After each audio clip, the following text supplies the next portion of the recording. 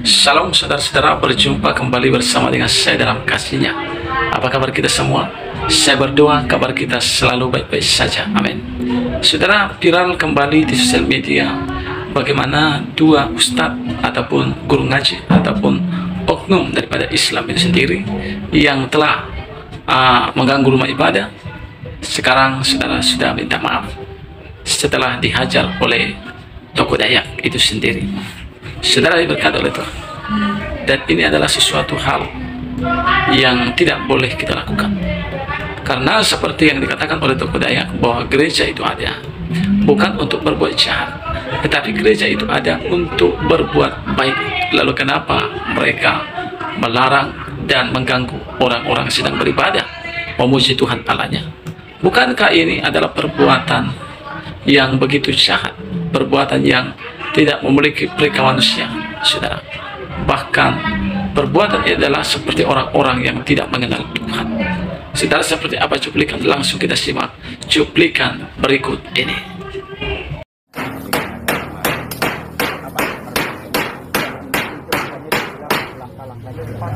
Gimana nyabut yang kemarin lah?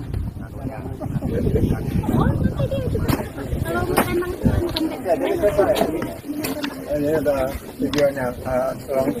Tadi pada siang hari ini jam 3 sore ini di depan kita semua dan di depan pemerintah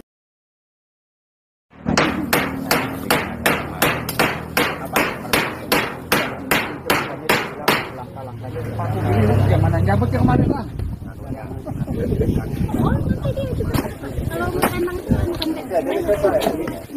Ini ada videonya. Tadi pada siang hari ini jam 3 sore ini di depan kita semua dan di depan pemerintah, Pak Lurah, Babinsa, Kamtimas, Sungai Nangka ini karena kawan mereka kita serius sudah melakukan dan mengakui perbuatannya kemarin untuk melepas ini dengan etikat baik dan rasa tanggung jawab yang baik di bulan suci Ramadan ini yang kembalikan ini tanpa Dada, kamu harus ngomong.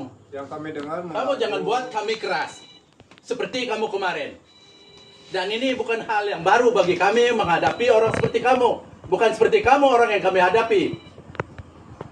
Ya, ini banyak pendeta kami bawa ke sini supaya bisa mengatasi kami. Maaf Pak, ya kita hargai, kita tetap jaga keamanan. Ya, ngomong kamu, apa alasanmu? Kenapa kamu tiba-tiba bawa anggotamu ke sini untuk mengganggu, memberhentikan orang jangan sampai ada ibadah di sini? Adakah kami pergi melarang kamu sholat di sana? Bicara, apa alasanmu? Ya, saya ikut-ikutan juga. Ikut-ikutan siapa? Tidak, warga aja. Warganya mana? Panggil wargamu yang kau bilang ikut-ikutan warga. Kami di sini membuat tempat ini untuk berbuat baik, bukan untuk membuat merusak warga di sini. Apa yang disampaikan tadi, kalau kami berbuat jahat, semua warga di sana akan habis. Itu yang kau mau. Apa alasanmu? Siapa yang ngajak? Ada, orang di belakangmu pasti ada. Tanya aja dia baik-baik. Apa alasannya? Kok tiba-tiba emosi? Saya tidak emosi, memang nada saya harus keras. Maaf Pak. Gak apa-apa Mas Yus, Gimana? disampaikan Mas Yus. Jangan takut, lebih baik sekarang terbuka supaya kedepannya beres. Silahkan disampaikan. Kenapa tiba-tiba Mas Yus emosi? Siapa-siapa, Bagaimana supaya ceritanya? nanti ini Silahkan. jangan lagi Oke, teman-teman sekalian, itulah yang kita sudah dengarkan bersama. Dan teman-teman, di video awal tadi itu adalah penyelesaian. Ya, mereka selesaikan dan mereka pasang kembali ya plat gereja. Dan tentu mereka sudah minta maaf kepada tokoh adat ya, pengurus-pengurus adat yang ada di Kalimantan Timur, yaitu Balikpapan lebih tepatnya. Nah, teman-teman sekalian, ini yang saya komenkan di sini adalah kalau dalam kekristenan itu ya pastinya akan selesai dengan baik dan tanpa ada kekacauan, tanpa ada penjara-penjara begitu ya. Tapi coba kalau kita balik suasananya, balik situasinya, orang Kristen lah yang melarang untuk beribadah mungkin di salah satu masjid atau ibadah-ibadah Islam begitu ya. Ya saya kira teman-teman sekalian itu akan berakhir di penjara. Akan berakhir di dalam jeruji begitu ya. Tapi kalau kita, karena kita diajarkan untuk mengasihi, dan saya percaya orang-orang Dayak yang juga mengambil alih dalam penyelesaian ini, dan dihadirkan juga para pendeta katanya tadi, ya itu tentunya yang memberikan solusi yang terbaik, yaitu berdamai teman-teman sekalian. Ya, dan tentu orang yang bersangkutan ya dibuat surat pernyataan ya hitam di atas putih, dan tentu ada materai bahwa hal itu tidak akan diulangi kembali. Ya mungkin dia tidak akan mengulangi teman-teman sekalian, tapi teman-temannya orang-orang lain ya bisa jadi begitu ya.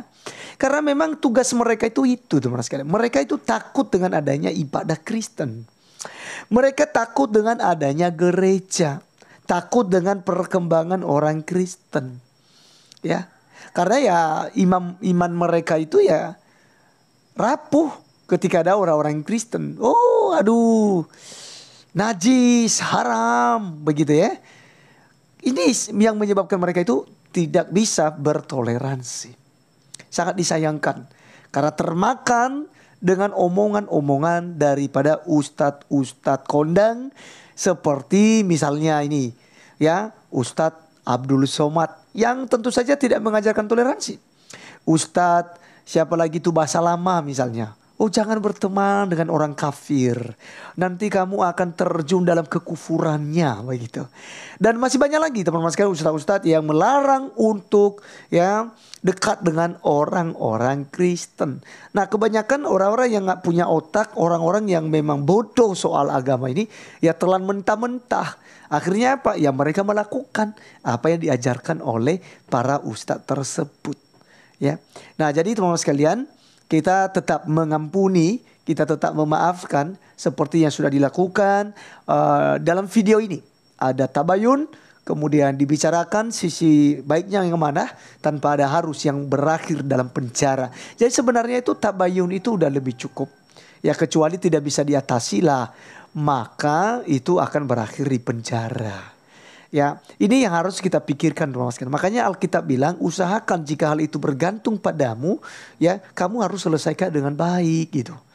Jangan sampai kita mempersulit orang. Karena yang kita pikirkan oleh orang Kristen pikirkan adalah dia punya anak, dia punya istri, ya kan? Kalau dia di penjara, lalu siapa yang ngurus itu?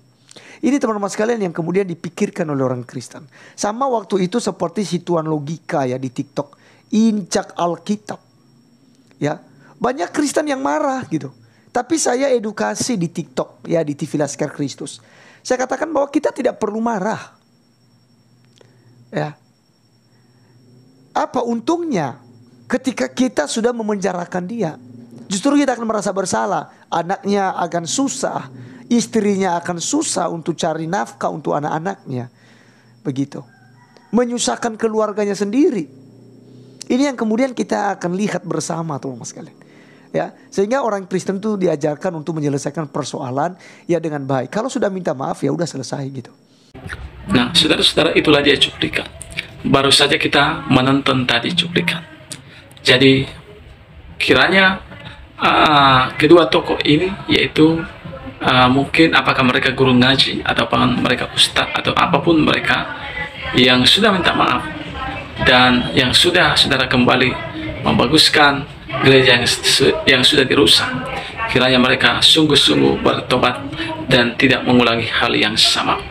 Dan kita berdoa saudara, kiranya orang-orang yang selama ini anti dengan gereja dan ibadah Kristen terbuka mata rohani mereka, sehingga juga tidak ikut-ikut dalam hal-hal jahat seperti ini. Ya, tapi biarlah kiranya mulai menyadari bahwa apa yang mereka lakukan adalah hal yang jahat dan tidak berkenan di hadapan Tuhan. Saudara, inilah cuplikan bagi kita. Kiranya lewat video ini kita saudara mendapat suatu pengertian yang baru. Tuhan memberkati kita. Shalom.